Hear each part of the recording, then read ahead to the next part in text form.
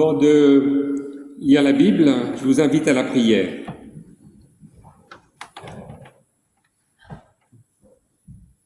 Comme des veilleurs, nous voici, Seigneur, devant ta parole.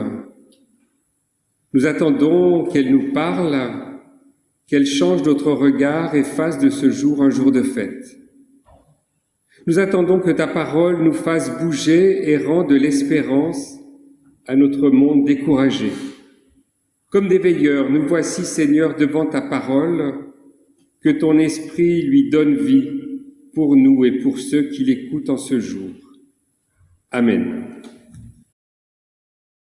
Debout, Jérusalem, brille de mille feux, car la lumière se lève pour toi. La gloire du Seigneur t'éclaire comme le soleil levant.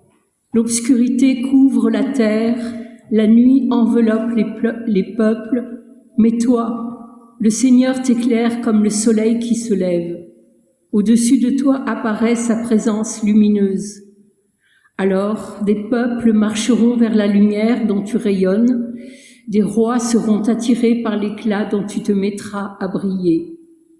Regarde bien autour de toi et vois tous tes enfants. Ils viennent et se rassemblent auprès de toi. Tes fils arrivent de loin, on ramène tes filles en les portant dans les bras. En les apercevant, tu rayonnes de bonheur. Tu en es tout ému. Ton cœur éclate de joie, car les richesses de la mer arrivent chez toi, les trésors du monde affluent jusqu'à toi. Ton pays se couvre d'une foule de chameaux, ce sont les caravanes de Madian et d'Épha, arrivant toutes de Saba. Elles apportent de l'or et de l'encens en chantant les exploits du Seigneur.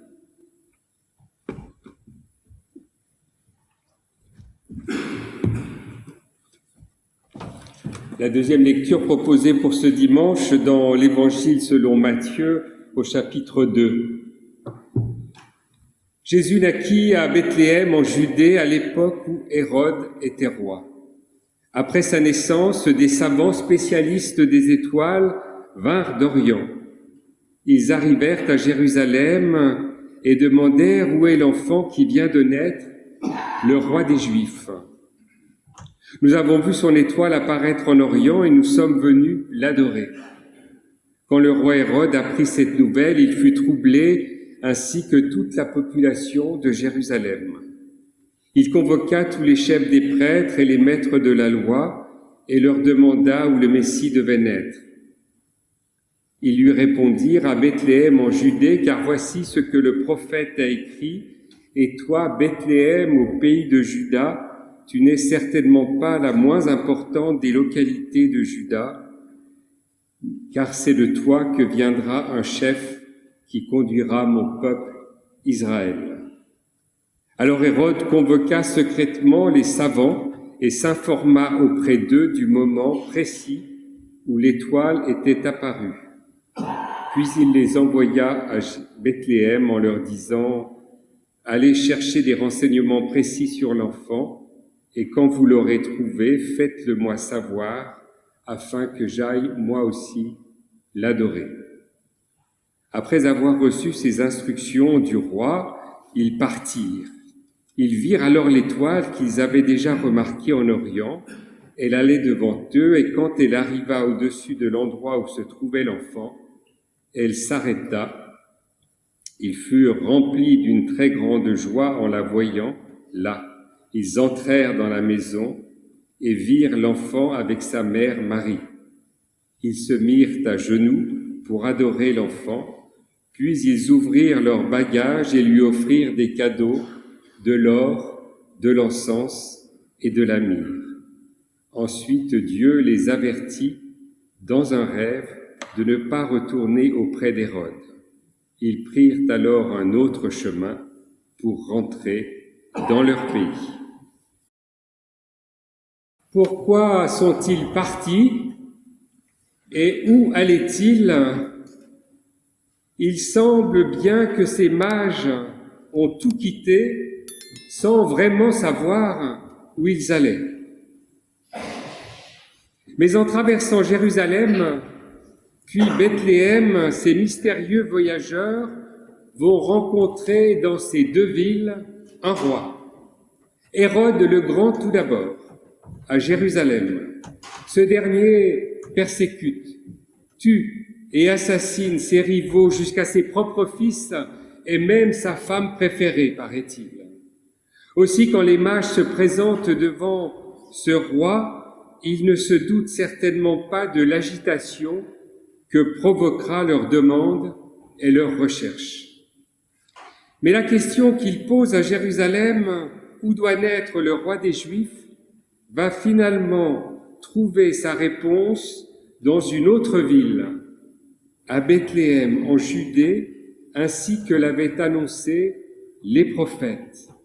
Alors, avec cette réponse des spécialistes en écriture sainte mobilisés par Hérode, les mages vont choisir de poursuivre la route et de quitter le tumulte et la magnificence de Jérusalem pour s'orienter vers un autre lieu très simple où ils pourront goûter dans le calme, une très grande joie auprès d'un roi tout autre et sans puissance apparente.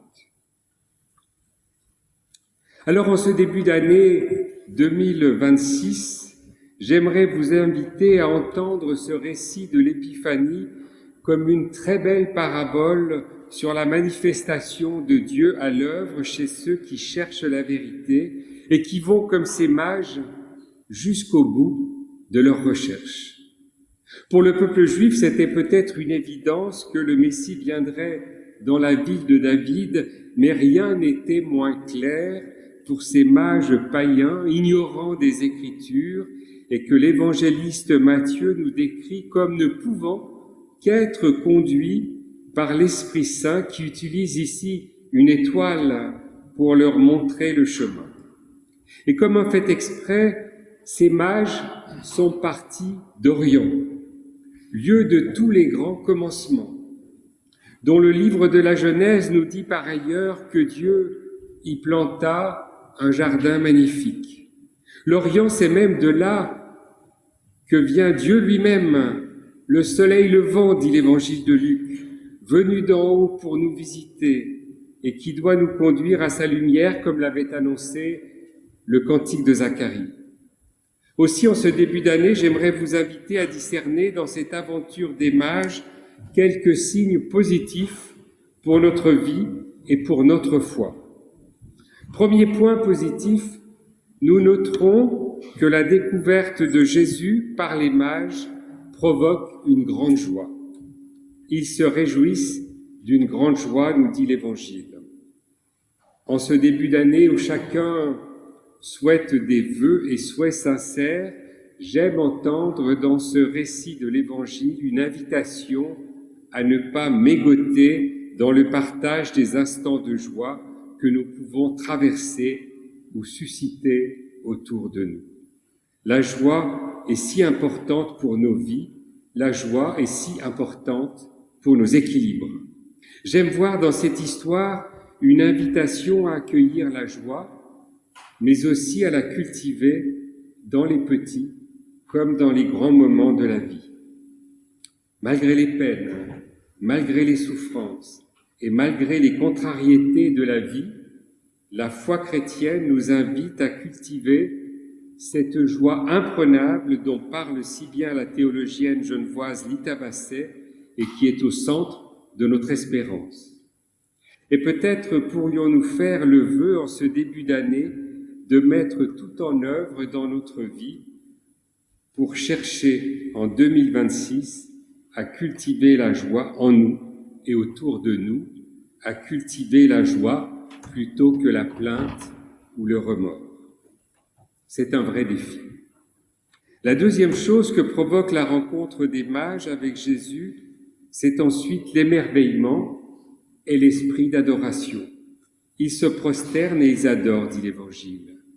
Au terme de cette année 2025, marquée encore par tant de tragédies et de violences au Moyen-Orient, en Afrique comme en Ukraine, qui pourraient nous conduire à la désespérance et à une morosité sans ouverture, nous voici invités à ne pas baisser les bras et à ne pas lésiner du côté de la confiance, du côté de la prière. Garder dans nos itinéraires parfois chaotiques la force de l'émerveillement et de la prière pour avancer dans la vie non pas seul, mais conscient de la grâce que Dieu veut pour chacun de nous. Dans ce mouvement de l'adoration des mages, nous retiendrons donc cette dimension de la prière si importante pour nourrir notre foi et pour ne pas désespérer. Enfin, le troisième signe qui peut retenir notre attention dans cette histoire, c'est le désir de donner, de distribuer les cadeaux qu'ils apportent. Car à travers l'offrande de l'or, de l'encens et de la myrrhe, on peut imaginer que les mages mettent déjà en pratique ce premier commandement de Jésus, ce premier commandement d'amour. Tu aimeras le Seigneur ton Dieu de tout ton cœur, de toute ton âme et de toute ta force. Et dans cette histoire pittoresque, nous noterons encore que chacun de ces trois cadeaux a une portée symbolique qui vient faire sens pour nous aujourd'hui encore. L'or tout d'abord. L'or nous invite à reconnaître que cet enfant fragile et sur la paille est à l'origine de toute vraie richesse. L'enfant grandira, mais dès maintenant, il est reconnu comme roi. Il est notre richesse. Il peut nous combler de ses bienfaits. Il est notre roi et nous pouvons l'aimer de tout notre cœur. En lui est la vraie richesse. Après l'or, l'encens. L'encens qui monte vers le ciel évoque tout naturellement la prière, pour l'aimer de toute notre âme. C'est une invitation à ne pas oublier la prière personnelle comme la prière collective pour nourrir notre adoration. La prière toujours connectée à la réalité du monde. Enfin, troisième cadeau, la myrrhe. Pour nous qui cherchons à l'aimer de toute notre force et qui voulons nous consacrer à lui, la myrrhe peut évoquer l'huile d'onction sainte et parfumée de myrrhe dont nous parle déjà le livre de l'Exode. Cette myrrhe qui servait déjà dans le culte juif, dans toutes les fêtes de consécration. Nous nous consacrons à lui et cette myrrhe nous le rappelle. Ainsi, quels que soient nos itinéraires, ce récit de l'Épiphanie nous propose d'ouvrir l'année nouvelle dans un esprit de grande joie, de grand émerveillement, de grand amour. 3 mots à retenir donc que je vous propose de cultiver tout au long de l'année 2026, la joie, l'émerveillement et l'amour, et nous rajouterons la confiance en pensant à ces mages venus d'Orient qui, sans savoir où ils allaient, se sont laissés guider en confiance par cette bonne étoile. Et bien sûr, nous n'oublierons pas que Dieu révèle ses secrets et se fait connaître à qui veut bien le chercher, à qui veut bien le trouver. Il ouvre les cœurs à l'action de grâce et se révèle aux sages. Et j'aime à penser que sur la terre, les sages sont plus nombreux que les fous, même si notre actualité nous parle plus souvent des fous, des dangereux, des fanatisés que des sages. Oui, les mages d'Orient nous ouvrent un chemin de sagesse et nous rappellent que la foi se reçoit certes, mais se cherche. Toujours chercher où se trouvent les vraies richesses dans notre vie. C'est aussi un grand défi pour notre année, toujours chercher où se trouvent nos vraies richesses. À nous maintenant de commencer l'année en gardant la conviction que Dieu ne cesse de nous ouvrir des chemins de joie, d'émerveillement, d'amour et de confiance pour ce jour et pour demain. Bonne année à chacun, bonne route sur les traces des mages qui, comme nous, cherchent un sens à leur vie. Amen.